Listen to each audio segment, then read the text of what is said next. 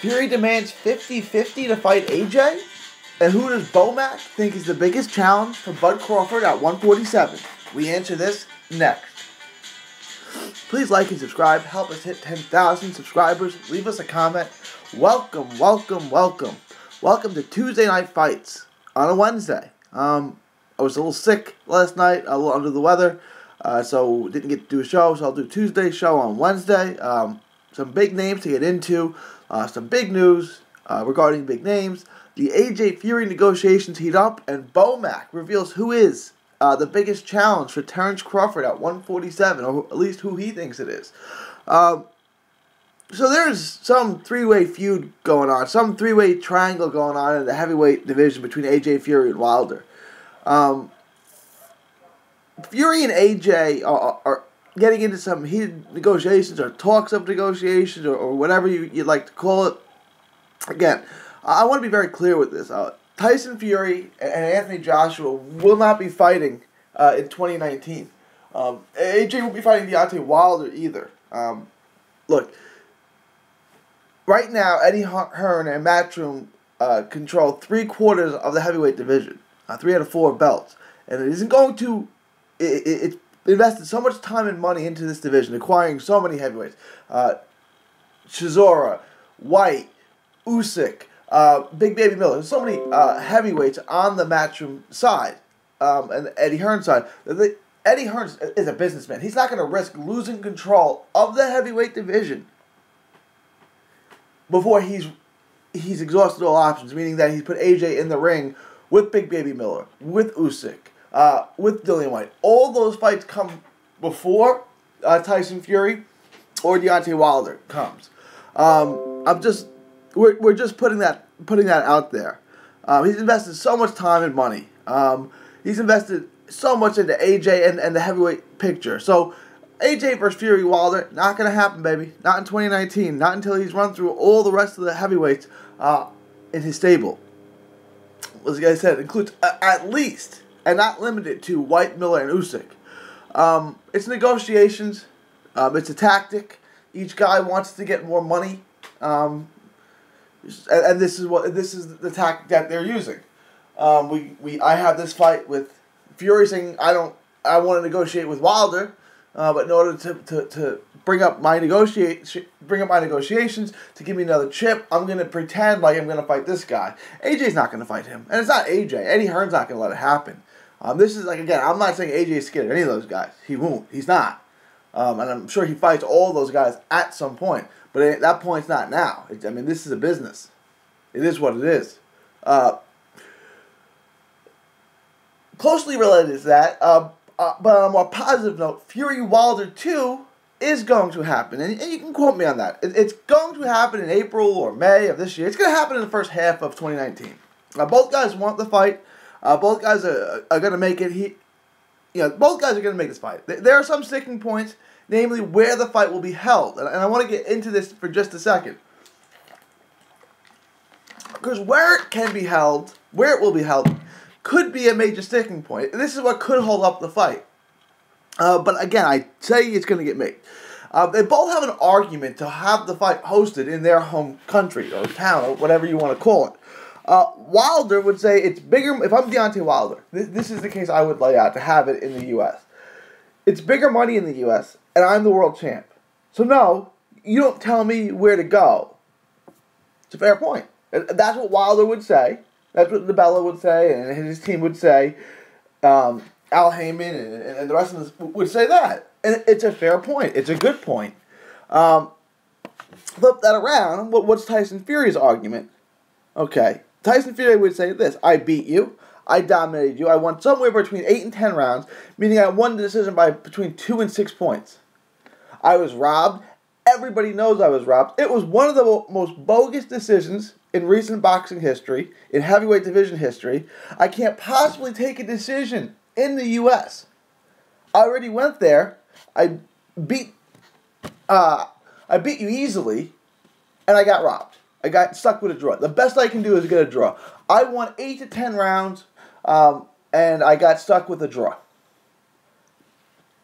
I had no chance to get a decision in the U.S., and if you want to make a fight, you have to come see me in the U.K. And Fury's absolutely right when he says that too. That was a completely awful and bogus decision. I'm not saying it was because he was from the UK and fought in the US. I'm saying it was a totally bogus decision. And he'd be absolutely right to say, if you want to make this fight again, because everybody knows I beat you, right? You took an L, and everybody here knows it. Then you need to come to the UK and fight me. It's reasonable. So it's a sticking point. But, on good news, I think they will get past it. And I think the fight will get made this spring in Vegas, meaning that Fury will agree to come over after, trying to get the fight in the UK. He will agree to get it done in Vegas. He'll come over. What should happen? Well, that's a different question, right? I think Wilder should accept that he lost to Fury. Look, he has to understand that he got outboxed badly. He needs to understand that. He lost almost every round. Because doing what you're doing is just going to get you the same results. I said the same thing to Danny Garcia when Danny Garcia said to beat Keith Thurman. No, you didn't. You lost damn near every round. You didn't win that fight. You need to understand that, right? And Wilder needs to understand he didn't earn a draw. He got a draw. Okay, he was given a draw. He lost that fight. He lost that fight quite clearly. So what should he do? Well, accept that you lost, and you got a very beneficial gift decision draw, and rebuild. Go fight Dominic Breazeale, who you'll beat, because he's no good. Develop that left hook. Work on your footwork. Learn how to get your feet planted underneath you. Learn how to move around the ring. Work those things out and rebuild. Treat this as an L. You were given a gift decision draw. You didn't earn it, right? As a Christian, I understand what you get isn't always what you deserve, right? I'm going to get the grace of God, but I deserve His eternal wrath and damnation. But I'm going to get what I don't deserve, which is His free gift of grace. While Wilder got a free gift in getting a draw. And he should realize this and be thankful that he still has Sophia, his green strap, his WBC heavyweight belt. He doesn't deserve to have it. He got a gift. Okay, sometimes we get a gift. Make the most of it. Make the most of it. So he should go rebuild, go fight Dominic Breazeale, go work a few things out. And I say don't fight Fury again. If I'm his team, I'm going to say we don't need to rush into that right now. We need to work on some things. Meaning that Fury and AJ would be available. So, I mean, that would be huge. It would be a great fight in the UK. AJ has a date, Wembley, April 13th. I wish it would happen. It should happen, but it ain't going to. For the reasons that I said, I don't think AJ is ducking anyone. I really don't. I think Eddie Hearn sees some vulnerability in AJ. Look, all three of these guys are beatable. Understand that. None of these three guys are absolutely unbeatable. They're all beatable. I think Eddie Hearn sees some vulnerability. AJ hasn't looked great. He looked good against Povetkin. Before that, to Common Parker, he really didn't look good to me, and he almost got knocked out against Klitschko. So he's beatable, and I think Eddie Hearn sees that and he doesn't want to risk it. Not that AJ couldn't beat those guys, because he could, but he could also lose to them. Keep that in mind. He could lose, and Eddie doesn't want to run that risk. But, look, an AJ Fury fight should happen, but it ain't gonna. Let me know what you guys think. Leave your thoughts, comments on that heavyweight triangle. Who's going to fight who? Who's not going to fight who? I don't think anyone's ducking anyone. I really don't. I just think the business side is not going to let Eddie Hearn put AJ in the ring with the other two, and I think the other two will fight. But let me know what you guys think. Give me your vision of where you see the heavyweight division going. Let's get into this Bo Mack statement about Bud's toughest test at 147.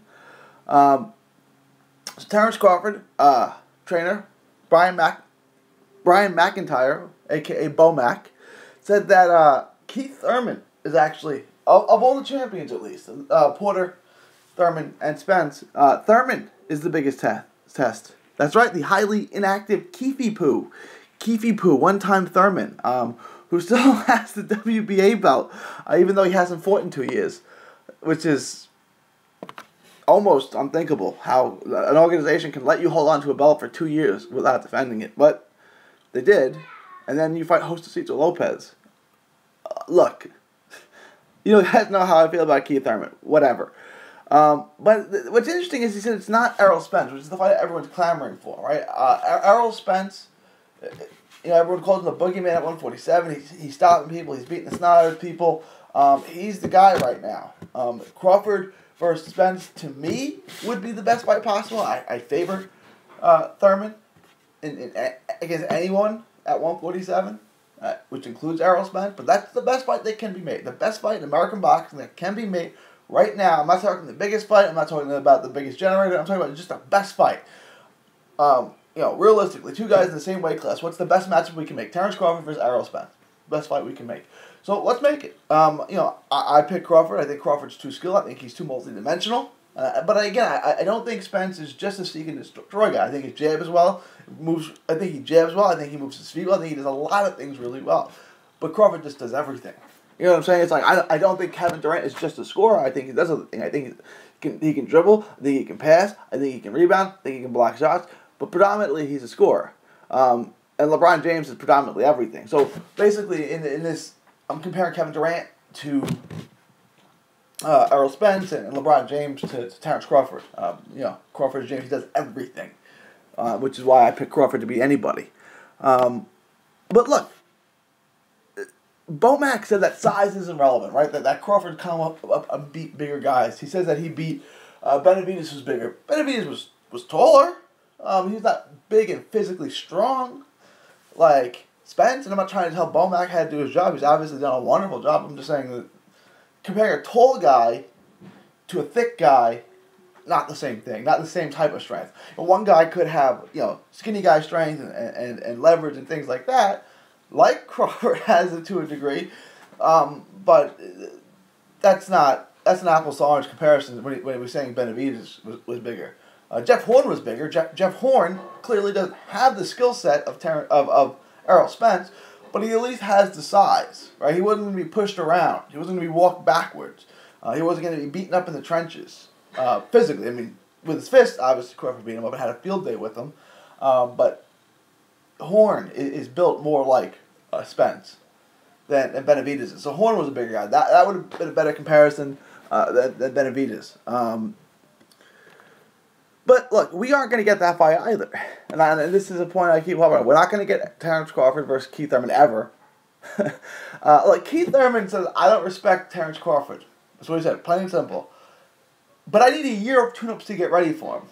Well, which one is it? I don't respect him, and I need a year of tune-ups to get ready for him. Well, pick one. Pick a side, because it can't be both, right? Either you think the guy's a joke and you can walk right through him, right? Like Terence Crawford didn't say, I need a year of getting ready at 147 to go fight Jeff Horn. I'll just walk right through Jeff Horn. If that's how you feel about Terence Crawford, then just do it. But obviously, you can't do that, right? I mean, Keith Thurman knows that. Keith Thurman quit boxing because the division was getting too hot, getting too interesting. Look, and Keith Thurman only fights once a year, or less. Look, he's fought twice in 3.5 years now, so it's not going to happen. Bud will fight twice before Thurman fights a second time this year. Right, so what I'm saying is Thurman will fight in January, if he fights in January, which is still an if, because, like I said, I don't believe Keith Thurman is fighting until the bell rings.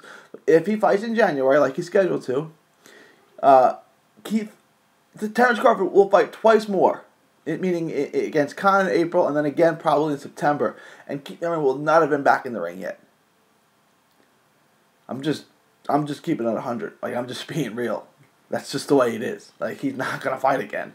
If he fights again, it's going to be at the very, very tail end of the year. But he hasn't fought twice in a year since 2015. This is 2019.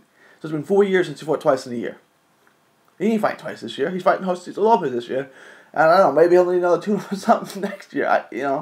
Let's just keep it real. So Keith Thurman's not fighting anybody after Jose Lopez this year. And next year, Thurman would fight maybe one of the other PBC champions, if they haven't unified or whatever it may be. But he's not fighting.